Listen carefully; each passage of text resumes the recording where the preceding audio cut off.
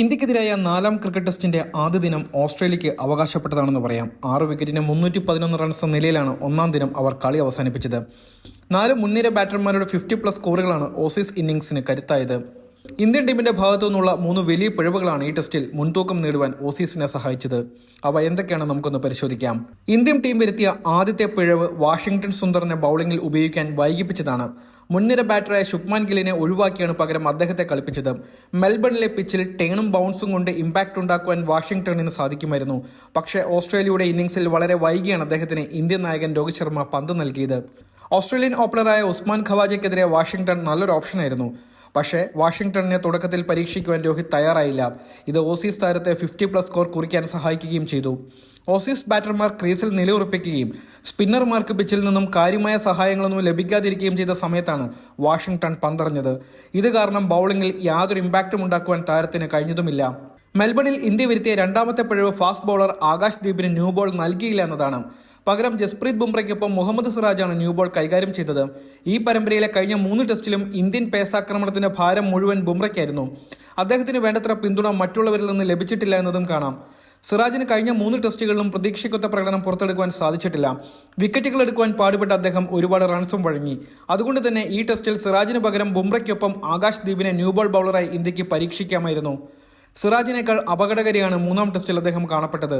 വിക്കറ്റുകളും എടുത്തിരുന്നു. 4-ാം ടെസ്റ്റിലും ആകാശ് ദീപിനെ ഇന്ത്യ നിലനിർത്തിയതും ഈ ഒരു കാരണത്തിലാണ്. പക്ഷേ വീണ്ടും ന്യൂ ബോളിൽ സിറാജിൽ വിശ്വാസമർപ്പിച്ച ഇന്ത്യയുടെ തീരുമാനം പാളി. പകരം ആകാശ് ദീപ് ആയിരുന്നെങ്കിൽ തുടക്കത്തിൽ ബ്രേക്ക് ത്രൂ നേടുവാനും ഒരുപക്ഷെ ഇന്ത്യക്ക് സാധിക്കുമായിരുന്നു. ഇന്ത്യൻ പേസർമാർ മികച്ച ലൈനും ലെങ്ത്തും കാത്തു സൂക്ഷിച്ചില്ലെന്നതാണ് 3-ാമത് വരുത്തിയ പിഴവ്. പ്രത്യേകിച്ചും ആദ്യത്തെ സെഷനിൽ ഓസീസ് ബാറ്റിംഗ് നിരയെ സമ്മർദ്ദത്തിലാക്കുന്നതിൽ ഫാസ്റ്റ് ബൌളർമാർ പരാജയപ്പെട്ടു. കളിയുടെ തുടക്കത്തിൽ പിച്ചിൽ നിന്നും അവർക്ക് സഹായം ലഭിച്ചിരുന്നു. പക്ഷേ അത് മുതലാക്കുവാൻ ഇന്ത്യൻ പേസ് നിരയ്ക്ക് സാധിച്ചില്ല. മാത്രമല്ല ഓസ്ട്രേലിയയുടെ കൗണ്ടർ അറ്റാക്ക് ഗെയിമിങ്ങിനെ പ്രതിരോധിക്കുന്നതിലും ഫാസ്റ്റ് ബൌളർമാർ പരാജയപ്പെട്ടു. ആദ്യത്തെ സെഷനിൽ 6-8 മീറ്റർ ലെങ്ത്തിലാണ് ഇന്ത്യൻ പേസർമാർ കൂടുതലായും പന്തെറിഞ്ഞത്. പരമ്പരാഗതമായി ഈ ലെങ്ത്തിൽ ബൗൾ ചെയ്താൽ ഓസ്ട്രേലിയൻ സാഹചര്യങ്ങളിൽ ഇവ സ്റ്റമ്പുകളിൽ കൊള്ളില്ല. സ്റ്റമ്പുകൾ ലക്ഷ്യമിട്ട് കൂടുതൽ മെച്ചപ്പെട്ട ലെങ്ത്തിൽ ബൗൾ ചെയ്യാൻ ഇന്ത്യൻ പേസർമാർ ശ്രമിക്കേണ്ടതായിരുന്നു.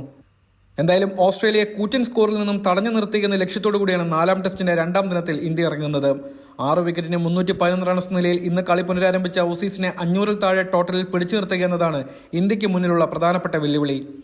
അതിനായില്ലെങ്കിൽ ഈ ടെസ്റ്റിൽ ഇന്ത്യയുടെ വിജയ സാധ്യതകൾ അവതാളത്തിലാകുകയും ചെയ്യും. നേരത്തെ ആദ്യ ദിനം അരങ്ങേറ്റക്കാരനായ opener Sam Konstas, Usman Khawaja, Marnus Labuschagne എന്നിവരുടെ 50+ സ്കോറുകളാണ് ഓസ്ട്രേലിയക്ക് കരുത്തായത്. ടോസിന് ശേഷം ബാറ്റിംഗ് തെരഞ്ഞെടുത്ത ഓസീസിന് മികച്ച തുടക്കമാണ് കോൺസ്റ്റാസ് ഖവാജ ജോഡി നൽകിയത്.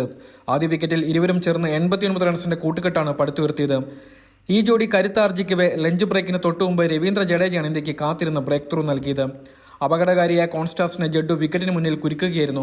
65 ബോളുകൾ നേരിട്ട കോൺസ്റ്റാസിന്റെ ഇന്നിംഗ്സിൽ 6 4-ഉം 2 6-ഉം ഉൾപ്പെട്ടിരുന്നു. എന്നാൽ 2-ാം വിക്കറ്റിൽ ഖവാജ ലബീഷ്യൻ സഖ്യം 65 റൺസുമായി ഓസീസ് നില ഭദ്രമാക്കുകയായിരുന്നു. ഖവാജ മടങ്ങിയ ശേഷം 3-ാം വിക്കറ്റിൽ മറ്റൊരു 50+ കൂട്ടുകെട്ട് കൂടി ഓസീസ് ഇന്നിംഗ്സിൽ കണ്ടു.